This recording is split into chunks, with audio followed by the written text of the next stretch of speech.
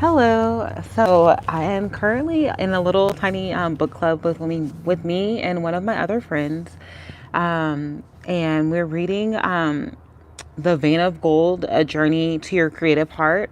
The last book that we read, it had an audio book with it, which was amazing.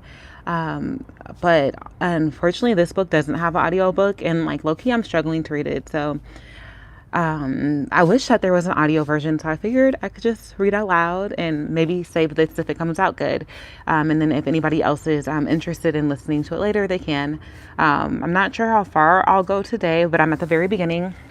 This was the book, The Vein of Gold: A Journey to Your Creative Heart by Julia Cameron. She's also the author of The Artist Way.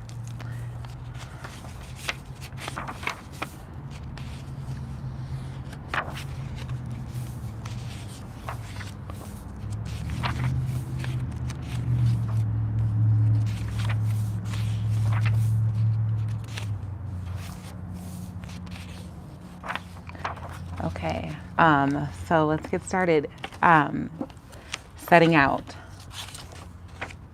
The book you're about to embark on is a pilgrimage, a journey of healing.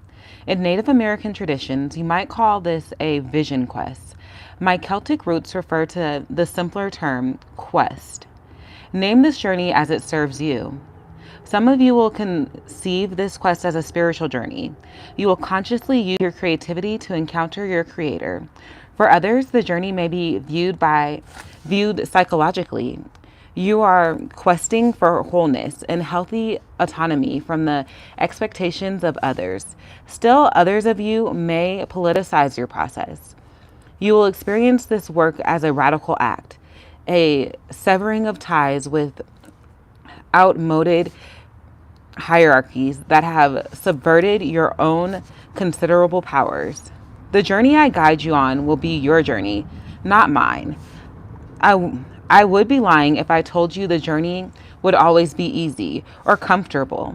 I expect, and so should you, that other words will apply. Fascinating, arduous, magical, difficult, rewarding, and above all, personal. All of us are far richer than we imagine. None of us possesses a life devoid of magic, barren of grace, divorced from power. Our inner resources, often unmined and even unknown or acknowledged, are the treasures we carry, that I call our spiritual DNA. When I speak of spiritual DNA, I'm talking about a stamp of originality that is as definite and specific as my blue eyes, blonde hair, medium height, just as our physical potentials are encoded at conception. It is my belief that we also carry the imprint or blueprint of our gifts in their unfolding. Often we have far more gifts than we imagine. For example, a love of music may indicate a gift for it as well, a gift we may not have developed due to the circumstances of our birth. Similarly, many voracious readers are closet writers, afraid to step into the arena of their dreams. This arena, the panoply of a more colorful self, is our spiritual DNA. The treasure chests we bring into the world and are charged with developing. The tricky part is recognizing it. For a decade and a half, I have taught a process of creative individuation and emergence, the artist's way. Many of you may be familiar with my first creativity book by that name. When people ask me what it's like to work with people seeking their creativity, I tell them it's like being a prospector. After all these years, I still find it exciting to catch a glimpse of gold. Finding our gold and mining it is what this book is about. Through alignment with this vein of gold, we are able to manifest our lives in a richer way. It is, however, less a matter of productivity than a matter of alchemy. Alchemy is a process of transformation. At its essence, art is an alchemical process. By practicing art, by living artfully, we realize our vein of gold. What I refer to as the vein of gold, Egyptians refer to as the golden ray. It is the individual, indisputable, indestructible connection to the divine. The vein of gold in every life is located in the heart of that life. The heart is the origin of creative impulses. If that heart has been wounded, it must be healed for our vein of gold to flow freely. That is why this book must be a pilgrimage of healing, a journey home to the self. As we travel further and further into our own interiors, we will be taking the droves of our lives, the disappointments, wounds, and burdens, and we will make them into gold through the power of creativity. All of our lives are already golden in potential if we are willing to do the necessary work of transformation. The Artist's Way was a book of reunion and discovery. Aha! I do have inside me an artist, an inner youngster who had been lost to me. That artist self, the creative child or divine child as it is called in spiritual tradition, had been stolen away. The recovery of that inner artist, like the recovery of a kidnapped, lost, or missing child, was a cause for great celebration. I've got you back. I can barely believe it. Think of all the wonderful things we will be able to go do together. Those were heady and lovely feelings. This book is about putting those feelings into action. In the artist in the Artist's Way was a book of discovery and reunion. The Vein of Gold is a book of healing and rehabilitation. I found you, but you've been beaten, battered, starved, malnourished, neglected, discounted, and disowned. I must restore you to health so we can have our adventures. To restore our artist child to health, we must be willing to go to any lengths, just as we would for a child of flesh and blood. This means that, like parents of an ailing child who make a journey to Mecca or the Mayo Clinic for that matter, we must be willing to undertake a pilgrimage with all the challenges that implies. If this sounds daunting, like an awful lot of work, let me assure you that what we are going to undertake is something radically different from what you might conceive, because our aim is to strengthen and heal a creative child. We will be undertaking instead a whole lot of play. On our autobiographical pilgrimage to the self, we will explore our lives through tools that may seem like child's play: movement, writing, sight, sound, and silence. We will create, recreate, and recreate. We will work, yes, but we will really learn to play. Many of the tools of this book may appear frivolous to your adult self. They are far from frivolous. This is a book of deep, thorough, creative healing, and the tools are creative ones. It is the use of creativity which heals the creative wound. Nothing else works. Creative recovery is not an intellectual process. Our adult self merely understands a wound. Our creative artist, the inner creative child, must actually heal it. The job of your adult self for the course of this book will be to walk your creative child back into health. You will notice that I have used the word walk. I have done so deliberately. A pilgrimage is a physical process, a process that engages our heart and soul, not merely our well-honed intellect. That this means is that the tools of the Vein of Gold will be more deeply felt and therefore more deeply resisted than the tools of the Artist's Way. The dark horseman of the intellectual skepticism, also known as doubt, will be your constant traveling companion.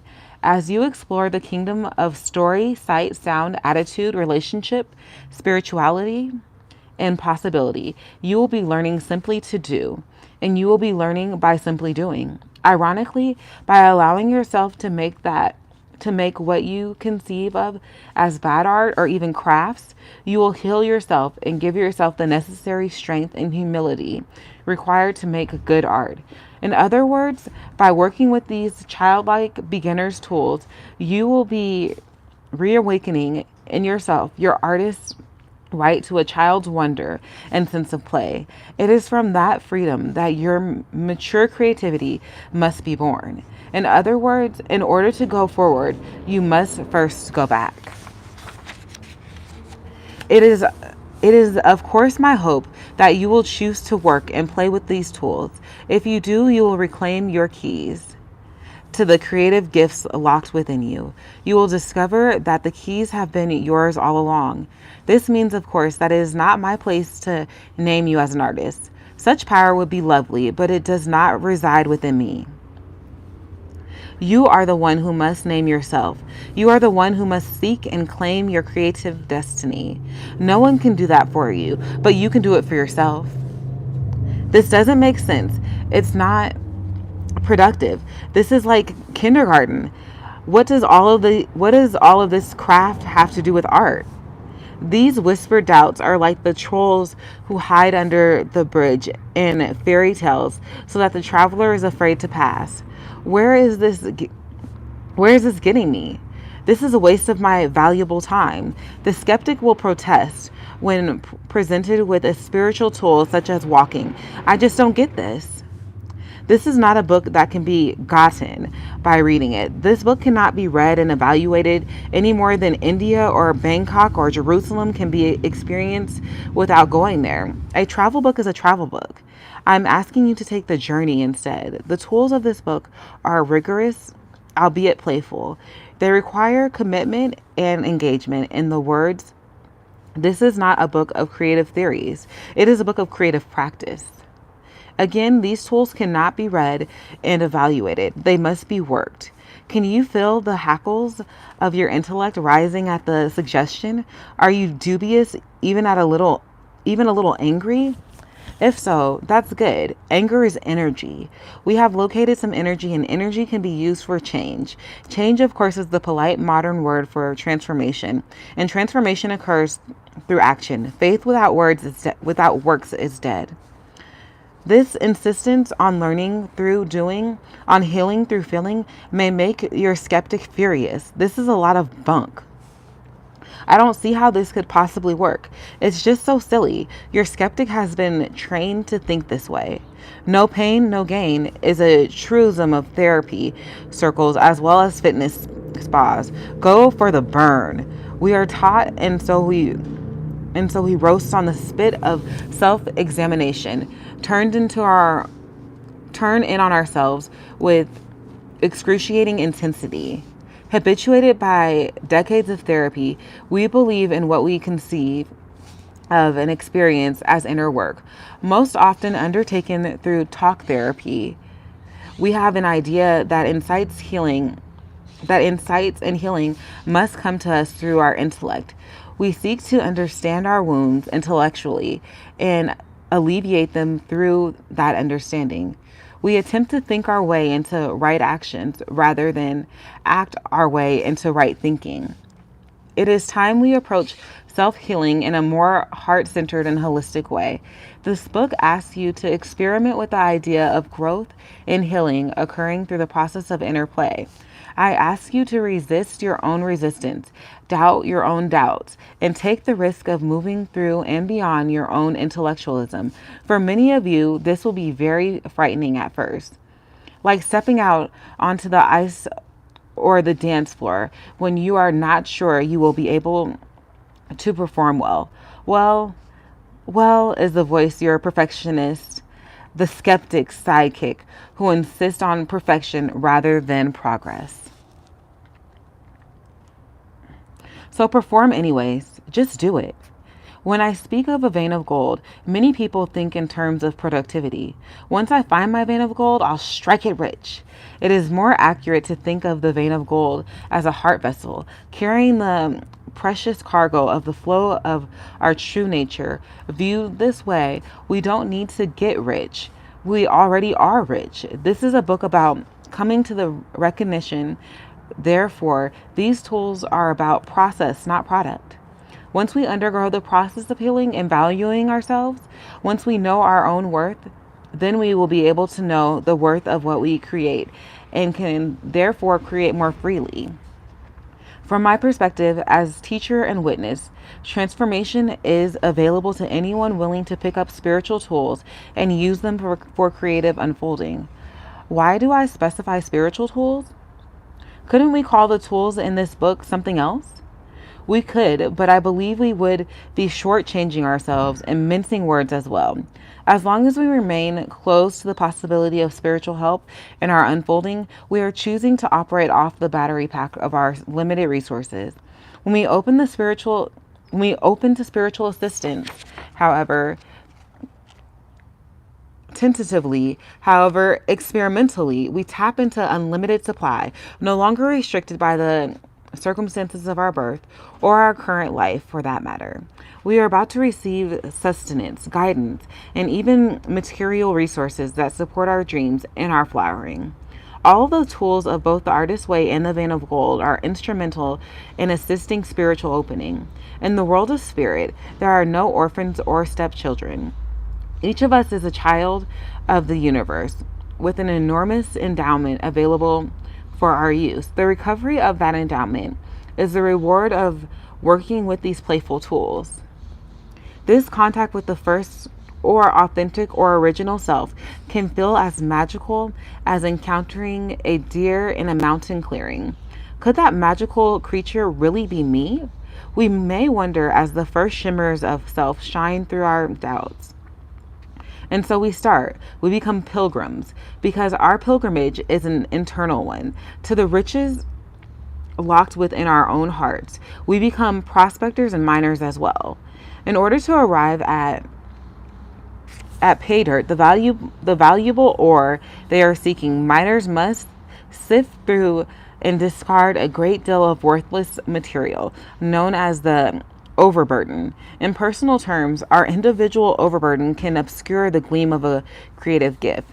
Buried under the negative or simply ignorant or misleading interpretations of others, the glistening veins of our talents, dreams, and aspirations must be actively sought in order to be found. Like miners, we will dig for these secret lodges of riches.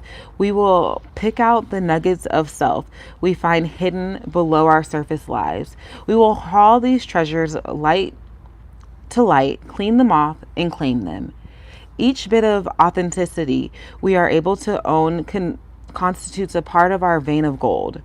Once uncovered, the original self is vital and vibrant.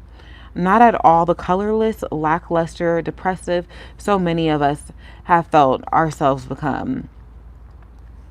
This book is about recognizing your original self. Recovering your original self is a withdrawal process, one in which we pull our energy back into our core, depositing it within ourself and in our center, where we can access it for our dreams and goals. In other words, we withdraw our energy from any misinvestments in the priorities, expectations, and interpretations of others.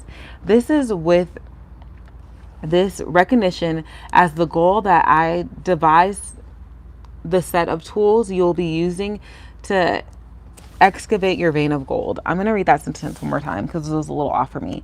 It is with this recognition as the goal that I devise the set of tools you will be using to excavate your vein of gold. And for many of us, finding ourselves may take quite a bit of digging. We don't always know what makes us happy. We know instead what we think should. We are baffled and confused when our attempts at happiness fail. We get the dream job and it is a nightmare. We finally miss the dead end job we left behind. We finally purchase a swank new condo with high-rise views only to find we miss the old back porch on the railroad flat we shed like a seedy coat. What's going on here? Shouldn't we be smarter? How could we be so dumb? We are dumb, no question, but only in the sense of being mute. We are mute when it comes to naming accurately our own preferences, delights, gifts, talents. The voice of our original self is often muffled, overwhelmed, even strangled by the voices of other people's expectations. The tongue of the original self is the language of the heart. It is the purpose of this book, to amplify the voice. That's what we'll be doing in the exercises that follow, working with autobiographical writing, collage, mask making, doll making, spiritual disciplines such as walking, meditation, song, and silence.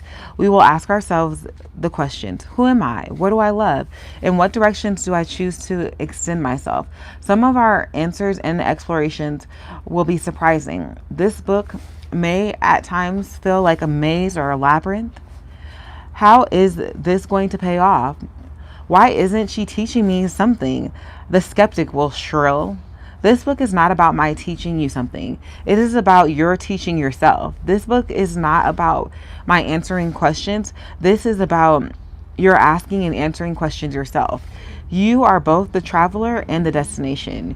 Your destiny is the arrival at your internal truth, the place within you that's so still, so central, and so you that you are the midpoint, the I and the I. It was like the eyeball and the I self. In this fulfillment, we have the active partnership of what I call the great creator. Others will call the power God or higher power or Christ or great mother or simply the Tao or the force. While each of us may name or envision or experience this power differently, working with the tools of the artist's way and the vein of gold does establish the spark of connection and the eventual sense of an ongoing collaboration with our plans and dreams are both manifested and improved through the power of this creative source. The tools and understanding of the book are the fruit of 30 years as an active artist. I could tell you that I have been a working artist, but that would not be true. What I have been is a playing artist, and it is in that sense of play that I have found the keys to continual abundant creativity. In the artist's way, a reconnection to the inner artist was established. The pivotal artist way tools are reviewed in this book to be absolutely certain they are in place for those who have worked the artist way and to put them in place for those who have not. You will find them in the next chapter in your backpack. The process of inner healing both precedes and inaugurates productivity. An artist, in order to function fully, must be both vulnerable and resilient. This requires spiritual autonomy, and that is the gift of the healed heart. The vein of gold is a sense of self-connection to self that comes when we are utterly true to ourselves. It is, in short, a sort of power beam that we can access in our heart of hearts. This beam is the dazzling light of spiritual clarity. We see our gifts as God-given and realize how to actualize them. When we are centered in our hearts, when we act in accordance with our truest nature, we access and express our vein of gold. We do it automatically, creatively, and consistently. It is the aim of this book to so strengthen and heal the inner artist that such a living becomes an everyday reality. Most of us are not raised to actively encounter our destiny. We may not know we have one. As children, we are seldom told we have a place in life that is uniquely ours alone. Instead, we are encouraged to believe that our life should somehow fulfill the expectations of others, that we will or should find our satisfactions as they have found theirs. Rather than being taught to ask ourselves who we are schooled to ask others. We are, in effect, training to listen to others' versions of ourselves. We are brought up in, okay, I gotta read that part again. We are, in effect, trained to listen to others' versions of ourselves.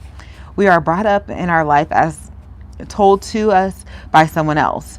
When we survey our lives seeking to fulfill our creativity, we often see we had a dream that went glimmering because we believed and those around us believe that the dream was beyond our reach. Many of us would have been, or at least might have been tried something if we had known who we really were.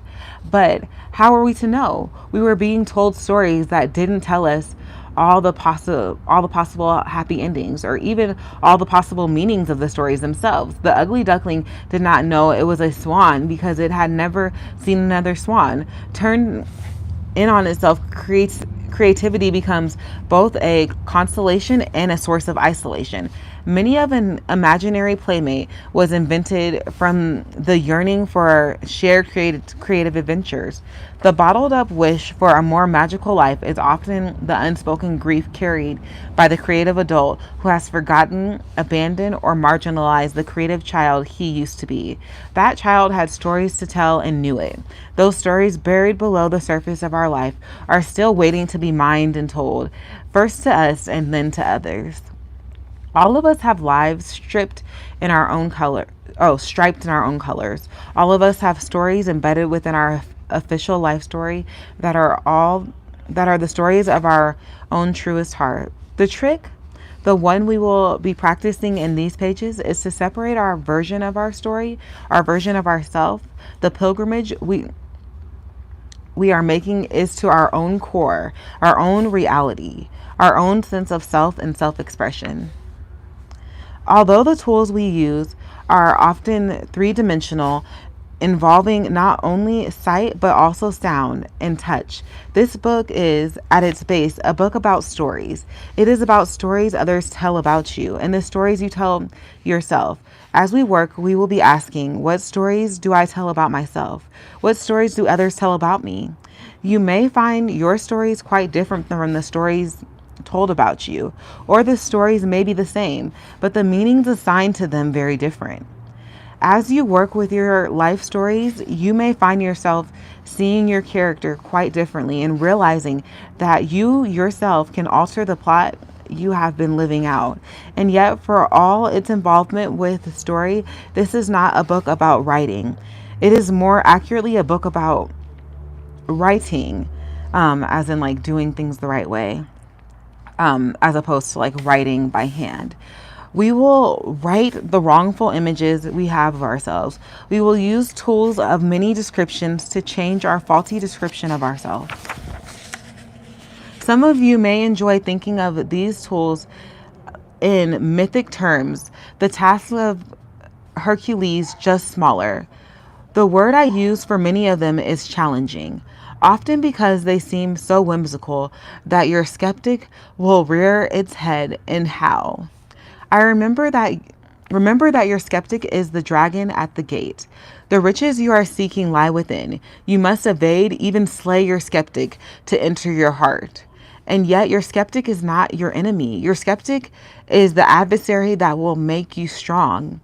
Each time you grapple with your doubt, each time you doff your intellectualism to experience a tool rather than analyze it, each time you choose to actualize rather than theorize your creativity, you will move ahead. I am asking you to experiment, to employ these tools by entering them experimentally. Their benefit lies in discovering their result, not in distancing yourself intellectually by trying to figure them out. Many of the tools you resist the most strongly will be those which serve you best. In a spirit of excitement and adventure, I invite you to experiment and see if this is true. Art is made through a series of moments, choices leading each to the next. Life is made the same way. When we desire to live artfully, we must live not only consciously but concretely. We must shape our life. This book is a series of healing tools intended as a prescription for artful living. Okay, so that was all the way through page 12. The next section is in your backpack, the basic tools. I'm not gonna read that right now. I'll probably come back on a little bit later. Thank you so much to both of you that joined me. I will try to save this live if the audio is good. I struggle with the like getting my audio quality great, so I'll check on that. Oh, there's a comment. Oh, hey Lavendula. Oh man, I just missed that. Yeah, I just ended at page 12. The next chapter is